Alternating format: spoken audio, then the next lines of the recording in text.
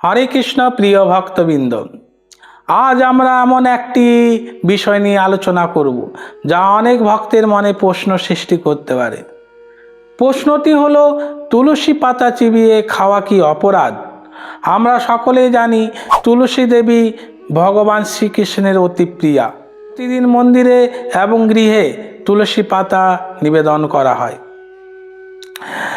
অনেক সময় দেখা যায় যে কেউ আবার সেই তুলসী পত্র মুখে নিয়ে চিবিয়ে খান।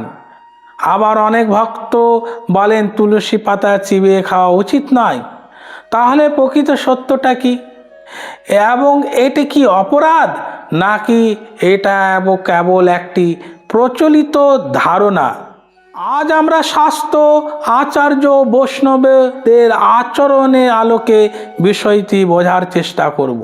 তুলসী দেবীকে প্রথমে আমাদের বুঝতে হবে, তুলসী কোনো সাধারণ গাছ নয়। গৌড়ীয় বৈষ্ণব দর্শনে তুলসী দেবী একজন মহান ভক্ত। তিনি ভগবান শ্রীকৃষ্ণের চরণ সেবায় নিয়োজিত। এই কারণে ভক্তরা তুলসীকে শুধুমাত্র একটি উদ্ভিদ হিসেবে দেখেন না, তাকে দেবী রূপে সম্মান প্রদর্শন করেন। প্রতিদিন প্রণাম করেন, পরিক্রমা করেন এবং ভক্তির জন্য তুলসী মহারানীর কাছে আশীর্বাদ কৃপা ভিক্ষা করেন। শাস্ত্রে বলা হয়েছে, যে ভোগে তুলসী পত্র নেই সে ভোগ ভগবান সহজে গ্রহণ করেন না।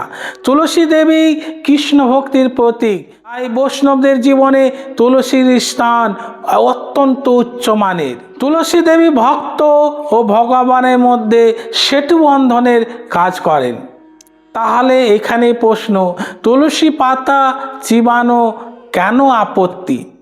এখানে মূল বিষয়, বৈষ্ণব আচার্যগণ সাধারণত শিক্ষা দিয়েছেন তুলসী পাতা সম্মানের সঙ্গে গ্রহণ করতে হবে।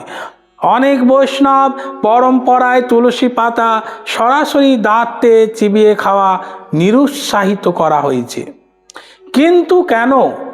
কারণ তুলসীকে একজন মহান ভক্ত ও দেবী রূপে সম্মান প্রদর্শন করা হয়। যেভাবে আমরা ভগবান কৃষ্ণচন্দ্রকে শ্রদ্ধা ও পূজা করি, সেই রকম তার প্রিয়া তুলসী দেবীকেও আমরা শ্রদ্ধা ও পূজ্য হিসেবে আমরা গ্রহণ করি। প্রাচীন বৈষ্ণব ইতিহাসে দেখা যায় ভক্তরা তুলসী পাতা গ্রহণ করেন, কিন্তু অধিকাংশ দাঁত দিয়ে চিবিয়ে নয়।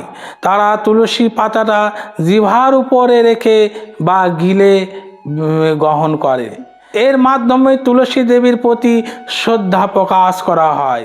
এটি মূলত ভক্তি ও সম্মানের বিষয়। এটি কি শাস্ত্রীয় অপরাধ? এখানে একটি গুরুত্বপূর্ণ বুঝতে হবে। কেউ যদি অজ্ঞাতবশত তুলসী পাতা চিবিয়ে খান, তাহলে সঙ্গে সঙ্গে তিনি মহা অপরাধী হয়ে গেলেন, এমন কথা শাস্ত্রে বলা নেই। কিন্তু বৈষ্ণব আচারে এটি অনুচিত এবং অসম্মানজনক আচরণ হিসেবে দেখা হয়। অর্থাৎ এটি মূলত শ্রদ্ধা ও ভক্তির প্রশ্ন। একটি সহজ উদাহরণ, ধরুন আপনার গুরুদেব আপনাকে একটি ফুল দিলেন। আপনি সেই ফুলকে খুব যত্নই রাখবেন, কারণ ফুলটির আর্থিক মূল্য নয়, তার সঙ্গে আপনার সম্পর্কের মূল্যটাই বেশি। ঠিক তেমনি তুলসী পাতা সাধারণ পাতা নয়, এটি তুলসী দেবীর কৃপাস্বরূপ ও ভগবানের আশীর্বাদ। তাই ভক্তরা অত্যন্ত শ্রদ্ধার সঙ্গে এটি গ্রহণ করে। আয়ুর্বেদে তুলসীর অসংখ্য গুণের কথা বলা হয়েছে। রোগ প্রতিরোধ ক্ষমতা বাড়ায়, সর্দি কাশিতে উপকারী, শরীরকে সতেজ রাখে। তবে আয়ুর্বেদিক ও ভক্তি সাধনার ব্যবহার এক বিষয় নয়।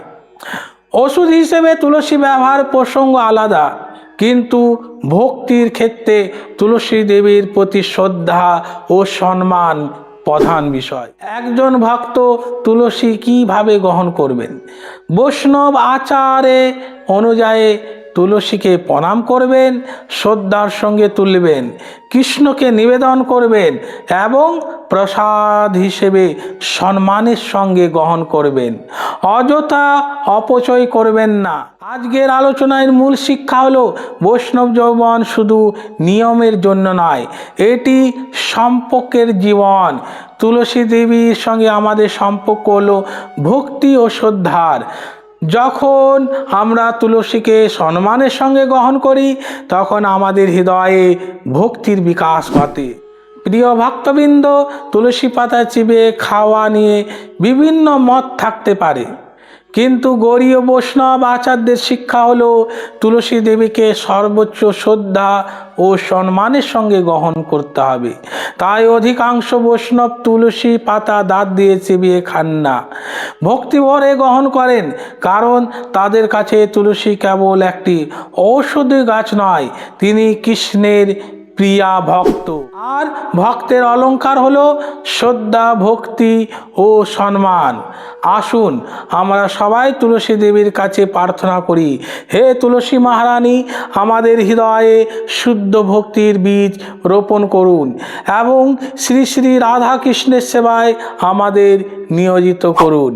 হরে কৃষ্ণ কৃষ্ণ কৃষ্ণ হরে হরে, হরে রাম রাম রাম হরে হরে, হরে কৃষ্ণ। জয় তুলসী মহারানী কি জয়। এবং এরকম আরও ভিডিও পেতে অবশ্যই চ্যানেলটিকে সাবস্ক্রাইব করুন এবং আমাদের পাশে থাকুন এবং কমেন্টে আপনার মতামত অবশ্যই জানান। জয় তুলসী মহারানী কি জয়।